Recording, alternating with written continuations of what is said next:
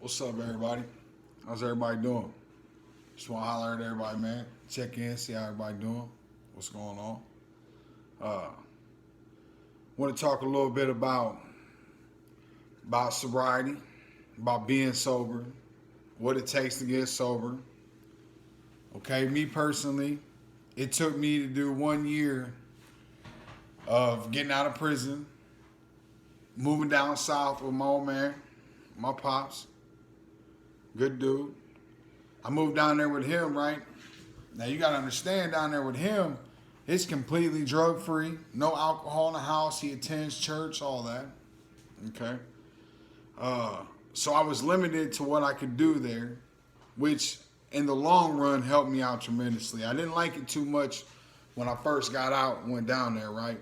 Because my stipulations was I had to attend church Sundays and Wednesdays. I couldn't have nobody over at his house, no females, no nothing. Yeah, let me tell you how rough that was. But, so I make the decision to move down there. So as I get down there, I get a job, get them working, saving up my money. I let my old man hold my bank card for a while. Now I know some people's gonna be like, hell nah, man, I'm a man. I take care of my own finances and do my own thing. Well, some people can. I was one of those individuals that when I got money in my hand, my first thing is to get high, do something, right? So my old man held it down for me, right? Well, I started attending church regularly.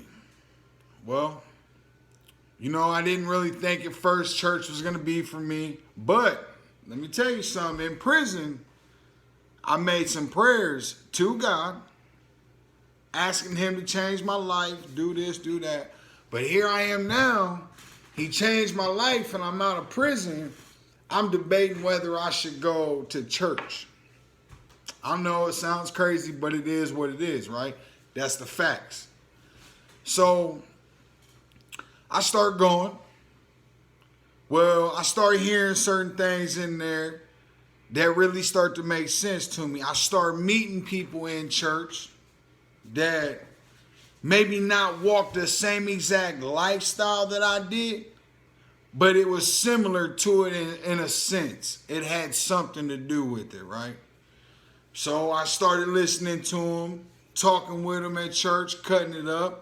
Because, see, I always had this big problem with I got to be the man when I walk in the room. Everybody going to acknowledge me. And I still got that cockiness to me, you know what I mean? It is what it is. So these people and me look totally different. I'm tatted up. They ain't got none of that. They're country. I'm city. You know what I mean? It's just what it is. But I find out it's really just me putting stipulations on stuff that I know nothing about. I'm having them judge me before they're ever even judging me. And I said, all right. So I give them a chance to get to talking. Next thing you know, man, this is real talk right here. I'm early to church one Sunday morning and I find the pastor, Pastor Henry. Coolest pastor around, man. To this day, alive. Pastor Henry. Shout out to him, man. Great man. I know he'll be in heaven. So check this out, right? I find him. Now, I'm not expecting it to go this way, but it does. I say, Pastor, man, can I talk to you? He said, absolutely. Come on. Now, he takes his time that morning before church to talk to me. I said, Pastor, man, how do I know when I'm saved? How do I know this is real? Before he could give me a chance, he grabbed my hand. He said, bow your head. So before I could say anything, this is what we do. I bow my head and the man starts to pray for me, right? We pray. He says, do you believe that God came into your life? I said, oh, well, I know I just prayed with you. He said, do you believe in that prayer? I do. He said, then you're saved. Do you believe that God is the one for you? And I'm going to tell y'all something. I do believe that. Man, I was a pretty bad person, man. And today it's nothing like that, man. Like I enjoy helping people today. You know what I mean? My life isn't completely changed, right? Now I'm getting to what's keeping me sober. This is why I'm telling you this. So I built up a status at church. So now I got a clean place to live at. Was my number one thing right there. Was a clean place to live at, which was my dad's house. My second thing that I done was I built a support system. Now my support system might be different than others, but I chose to do mine off of church people because these are the people that I was around at the time being. Okay? You got to remember this is when COVID was hitting too. So there wasn't no meetings or nothing like that out there. Okay. So I built that up. I'm working. Man, this is how real stuff happens. I go to work one night. Right before I clock in, now I'm riding with a fella to work that is an active drug user. Okay? But he's in denial. He's in the fact that he's, how do you want to say it? He can control his addiction, right? I know, right? Stupid as hell. But hey, some people think they can. Now, I got to say, he never pushed it on me, which is great. I respect that. And I believe that was God helping me out. So I didn't have to feel like a tough guy. Ooh, yeah, you know what I mean? Because really, man, when drugs get exposed to me, man, I feel like a girl and I want to cry because they've tore my life down so bad that I want nothing to do with them. And that's being for real, homie. And that's on everything, right? So I get out of the truck one day. We're going into work and we're early. I walk back to the truck. Hey, this man's got a needle dead in his arm. Now, I've been out of prison less than 3 months. 3 months I've been out of prison, if that. Smack dab in my face, I see it, right? Whole snap, man. You talk about mad, scared, sick. Every emotion you could think of ran through my head, right?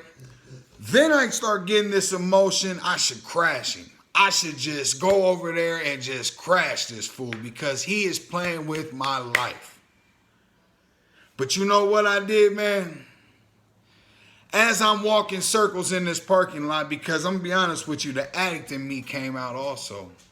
I, for a split second, had a thought of jumping in that ride and getting high with him. And I knew right then and there it was time. Whoa, let's stop this roller coaster right here, baby. Let's stop it right now. So what I did was I picked the phone up and I called my pop. Now, as scared as I was that he's going to be like, oh, man, my son's already back at it again, blah, blah, blah. You know what was different this time? I called him, and as I'm crying on the phone, my man talks to me sincere as hell, man. Hey, son, you did the right thing, man. I'll tell you what I'm going to do for you tonight, son. What's that, Dad? He said, I'll be there to pick you up. Now, my pops can barely see at night anyways, man, bad. And I work an hour away from where we live at. At the time, I'm 37 years old, 38 years old, living in his house with nothing. He's retired, and here I am. This man's going to get up at 11 o'clock at night and drive an hour to pick me up, and then drive another hour back home. But you know, he says, I'm going to do that for you because you're my son. I'm your dad. He said, Bob, you're going to be hit with obstacles like this. On our ride home, he starts to tell me, son, you're going to get hit with obstacles like this, and this is going to come. You know, and I've always had a problem with somebody telling me. Even if I know they're right, I hate the fact they tell me. And all I've ever wanted to do is look big and stern in front of anybody, especially my pops. I want my pops to know I'm that guy. I've been that guy. He raised that guy. You know what I'm saying? But I'm sitting there listening, man. Now, this is how my support system comes, so you got to pay attention to this. My support system comes from this. I'm riding home with him, right? I look over and he says, you did the right thing, man. I said, Dad, I feel like I snitched on him, man, by talking to you about it. He said, son, you did the right thing. So I get to thinking, you know, my dad takes me home. I get in the shower, man. And I got the smoothest, soothest feeling in my heart afterwards because I didn't get high. Now, that was the first time that I was approached with somebody shooting up. And you got to remember, needle was my choice. I was so happy that I did not use that day, that it helped boost my confidence. Not to where I run around and play with these types of people, because I don't. At all whatsoever these days. Nathan, none of them people is around me these days, right? I control who's around my house, homie, and that's on everything. My wife will tell you that. I don't play them games. My wife runs my house until it comes to something like that, and which I don't have to worry about that. My wife wouldn't put me in that situation. But I make sure nobody in this household does that today. I stand on that. And that's on everything. But let me get back to it, right? It helped build my confidence up, right? Now I'm starting to see all the things that I'm accumulating from working my job and staying sober. Being able to go to sleep at night and not pass out.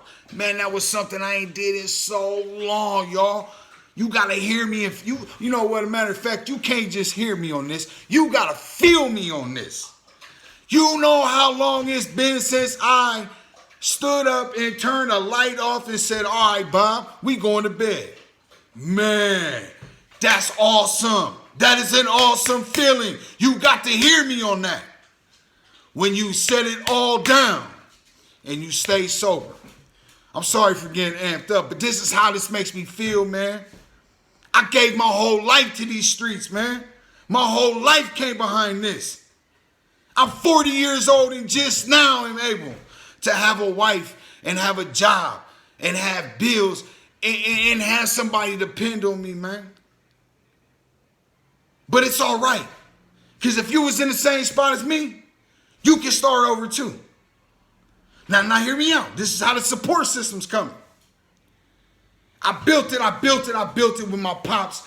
I saved my money, I did this. I get with a female. Now I'm fresh out the joint, right?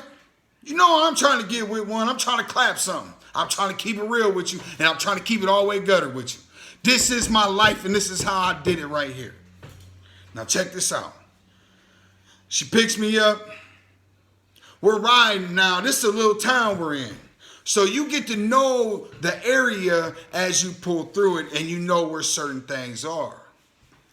I see where we're going. I said, what we doing? She said, oh, well, I'm going to slide up in here and grab me a bottle real quick, and then we'll ride out to my house. I said, huh? Yeah, okay. So now she gets out. Now this is on my mind. Let her get out. Let her get her drink on. Right? Let her get her drink on. She might get freaky. I might be able to get back a few years right quick. You know, the ones that's been down, you know what I mean, right? Okay then, okay. Now, if this disrespects anybody else, I'm sorry, man, but I got to give it to you the way it came to me, right? This is the way I lived it. So now I'm sitting there and I'm thinking, all right, Bob, this is what we going to do. We about to have fun. Then another part of me says, Bob, you freaking idiot. Are you shitting me? Are you shitting me, homie? Everything you just worked for, homie, is about to leave you. And this time you're not even drunk or on drugs to use that excuse.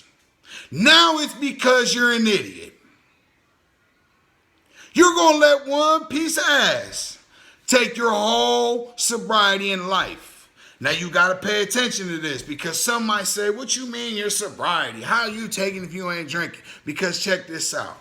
If I ride with this female up here to her house, we get to drinking, or she gets to drinking. Maybe she's crazy her damn self when she drinks, right? And I don't want no part of that. Say we get into it, right? Now I'm stuck in some other place. I not only am looking like a freaking jackass when I got to call my old man to come all the way up here, because he's going to if I ask him, because that's my dad. He's going to. Okay? So now I'm thinking, she come out, I said, well, hey, check this out. And I do it smooth so I don't get stuck on the side of the road. I wasn't disrespectful or nothing. I said, hey, check this out. Pull down right here. I wanted to show you something real quick. She said, what's that? I said, come on. Let me show you right quick. Oh, we can wait. I said, nah, it ain't that, baby girl. You know, just let me show you. Be cool. We pulled back down by my dad's neighborhood. Man, listen, bro, on my mama. We pulled up right there. As soon as I said, you can go on and stop right here. She said, what's wrong, Bob? What's up? I said, check this out. I told you before, I don't get down. I don't drink. I don't do drugs. I don't do it. I said, but look, I'm not mad at you for that right there. I said, but I'm not going with you.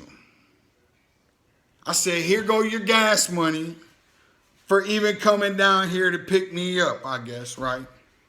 But I gotta go. Now, that's what my support system has done for me twice.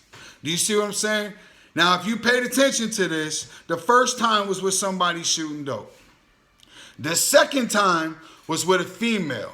They not only try to get me with alcohol, they try to use sex with me, okay? That's how the devil acts. That's how it comes at you. Okay? So now, that's another one that helped me. Now, by the grace of God, I've gotten myself away from any situation that may detour to me. But if I can tell you anything about being sober, you can get sober on yourself. You can do that. But what you need is somebody that you can talk to. And this is the truth, man. This is the God's honest truth. You need somebody that you can talk to, right? You need somebody that you can give to, that you can vent to, that's not going to judge you for it, right? That's going to listen.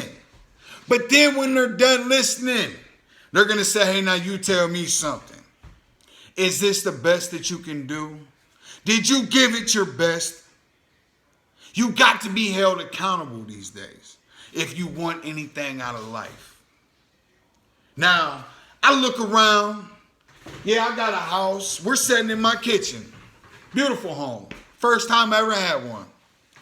But I tell you what, if I didn't have my number one support system or my number two support system or my number three, I wouldn't have none of these. Nothing in this house. Because it all comes together. My third and final support system for me has been my wife and my family. My wife and my family. That has been awesome for me. Because I don't want to see them get hurt. I don't want nobody to hurt my family. So why would I do it? And that's awesome. That's awesome, man. You can be sober. And we can do this together. Because I'm going to keep dropping these videos for you. Because I know somebody out here is going to like them. And somebody's going to get something from it. And not to mention, it blesses me. The fact to know that I gave what I had to somebody else, right? Now, we may not be the same person. You may not be in the same boat as me. May not have done the same things as me. But that's okay. That's okay. That's okay. I was a heroin addict. You might be an alcoholic. It's all right. It's all right. You might be addicted to anything, okay? I'm not going to put just one thing on it. I'm just telling you my struggle was heroin. I shot a needle on my arm every day, right? But let me tell you something. Life is so much better when you give it air. When you put out there and you just run to it and get it and snatch it. When you grab a hold of life.